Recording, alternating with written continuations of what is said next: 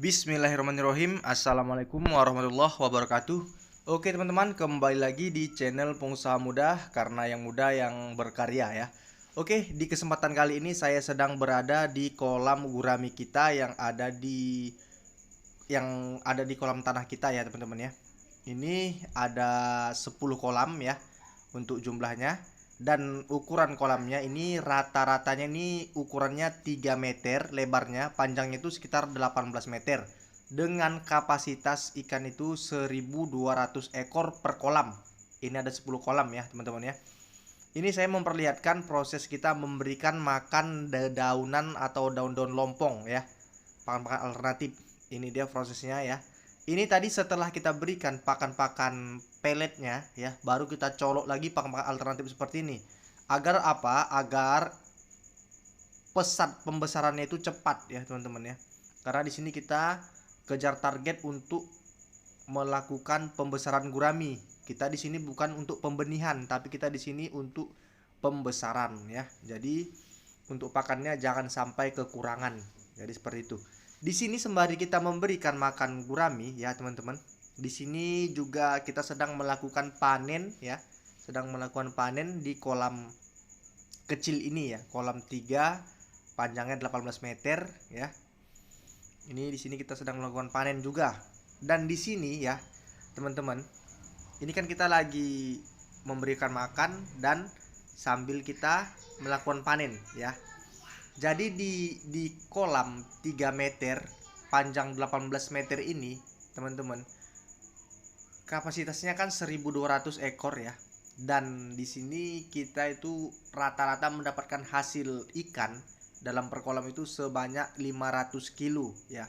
500 kilo lebih, bahkan sampai 550 kilo teman-teman ya. Jadi sangat-sangat luar biasa bagus ya untuk hasil yang kita dapatkan. Ini sambil kita melakukan panen ya teman-teman. Nah ini kita masih melakukan panen, proses panennya.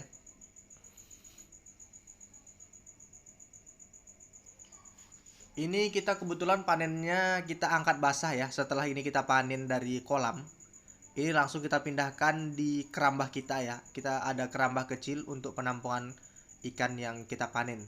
Karena proses panen seperti ini ya, langsung kita jaring dan dimasukkan kerambah itu lebih cepat, karena memang ini langsung mau kita kirim ya teman-teman ya ikannya.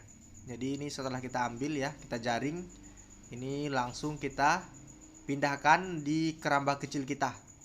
Di situ tempat penampungan ikan-ikan kita teman-teman. Jadi di sini mau saya tunjukkan dulu kerambahnya ya. Ini setelah kita angkat, nah ini kerambahnya teman-teman. Kita taruh di sini dulu ikannya. Nah, kita kumpulkan dulu di sini. Sangat mantap, ikannya sudah besar-besar kali. Untuk ukuran sekilo 2 ekor ya. Mantap teman-teman.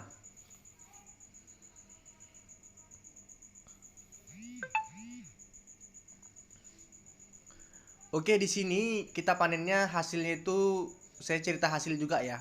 Tapi nanti saya ceritakan juga apanya, kesulitan-kesulitannya di kolam tanah ini ya teman-teman. Hasil itu 500 kilo. Berhubung ini kita melakukan angkat basah teman-teman. Angkat basah itu harganya sangat lumayan tinggi ya.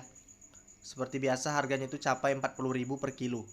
Jadi 500 kilo ya, kita kali 40.000 itu sekitar untuk untung kotornya itu sekitar 20 juta ya. Itu belum dipotong, itu 20 juta belum dipotong pakan ya, belum dipotong benih, belum dipotong biaya-biaya pembuatan kolam dan lain sebagainya.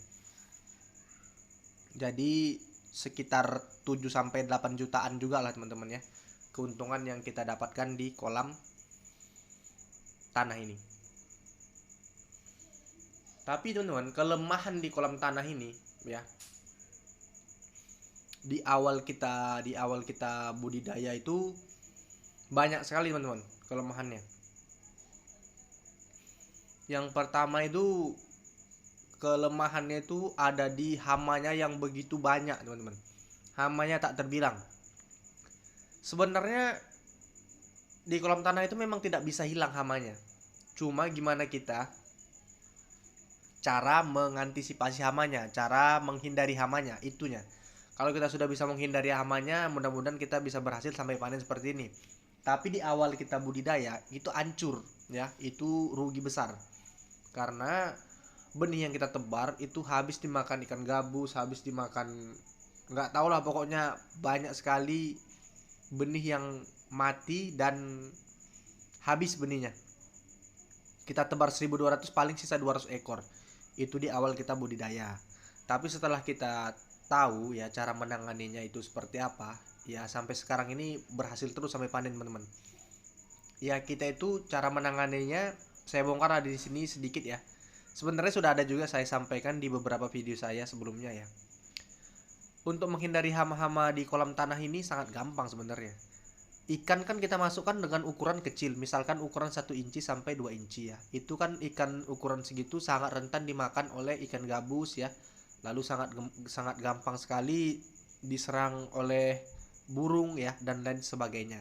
Jadi untuk menghindari hal itu ya, untuk usia ikan 1 inci sampai 2 inci itu kita berikan kerambah dulu sampai ukuran ikan itu sampai 2 jari sampai 3 jari.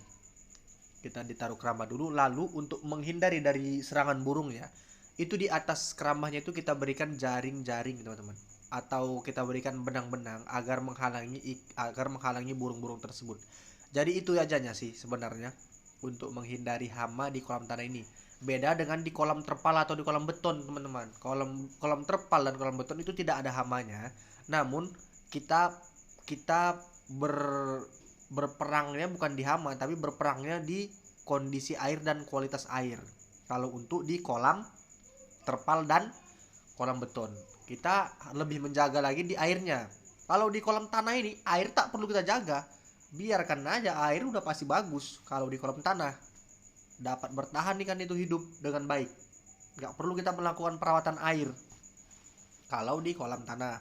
Karena memang unsur tanah itu dapat menetralkan zat asam dari air hujan, dan cuaca panas ekstrim pun bisa dinetralkan oleh unsur tanah tersebut. Beda dengan di kolam terpal dan di kolam beton, karena memang kolam terpal dan beton itu kan memang buatan manusia, memang wadah yang kita buat, jadi memang kelemahannya itu lebih banyak. Jadi seperti itu. Namun ada juga kelebihannya. Jadi setiap kolam itu pasti memiliki kelemahan dan kelebihan.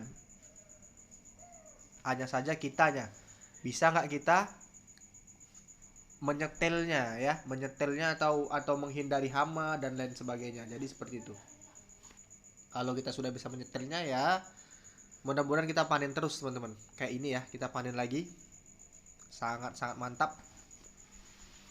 Jadi cuma di kolam kecil ya, 3 kali 18 meter itu kita bisa mendapatkan omset sekitar 20 jutaan. Itu keuntungan kotor ya teman-teman ya, sangat-sangat luar biasa ya untuk budidaya gurami ini, dan peluang pasarnya pun besar ya. Kita bisa supply ke rumah-rumah makan dan kolam pemancingan, ada banyak lagi lah pembeli-pembeli kalau untuk ikan gurami ini. Tapi kalau untuk pemula ya, kadang saya suka miris kalau teman-teman itu yang masih punya 1 kolam, 2 kolam, itu terkadang katanya kesulitan untuk melakukan pembuangannya. Bang, banyak juga yang mempertanyakan, bang buangannya gimana. Kita awalnya dulu pun gitu, masih punya 1-2 kolam ya susah buangnya. Entah kenapa ya, agak susah buangnya. Tapi seiring berjalannya waktu, kita memiliki banyak kolam, itu penawaran terus banyak. Sampai ada yang ingin mengontrak kita ya, sistem kontrak dia. Misalkan semalam yang mau mengontrak kita itu, kita harus menyanggupi dalam per minggu itu harus kita keluarkan ikan itu sekitar 400 kilo ya, jadi sekitar sebulan itu 1 ton lebih teman-teman, harus kita penuhi. Tapi kita tidak mau terikat seperti itu untuk kontrak-kontrak seperti itu ya. Memang untuk harganya sangat menggiurkan ya, sama juga sih 40.000, cuma kita harus, kalau kita tidak punya ikan harus kita carikan ikannya, jadi kita nggak mau terikat gitu. Jadi nggak kita ambil untuk kontrak tersebut. Jadi sebenarnya untuk pembuangan atau pemasaran gurami itu awalnya aja susah, tapi setelah kita dapat selahnya, pertama kita tawar-tawarkan dulu ke rumah-rumah makan, lalu ada beberapa restoran ya teman-teman ya. Dan seiring berjalannya waktu itu banyak sekali penawaran untuk gurami konsumsi, dan bahkan agen-agen pun banyak yang cari gurami karena nggak banyak orang yang berhasil dalam budidaya gurami ini teman-teman, banyak juga yang gagal karena nggak tahu caranya. Kalau untuk di kolam tanah ya itu tadi saya bilang, kita tebar 1.200 atau 1.000 ekor, itu di sisa itu paling 100-200 ekor, jadi habis ikan itu. Itulah nggak tahu cara menanganinya. Kalau kita sudah tahu cara menanganinya di kolam tanah, kolam terpal, kolam beton, mau kolam apapun bisa berhasil. Jadi seperti itu teman-teman. Oke, mungkin sampai sini dulu penjelasan dari saya, mudah-mudahan bisa bermanfaat buat teman-teman semua. Assalamualaikum warahmatullahi wabarakatuh.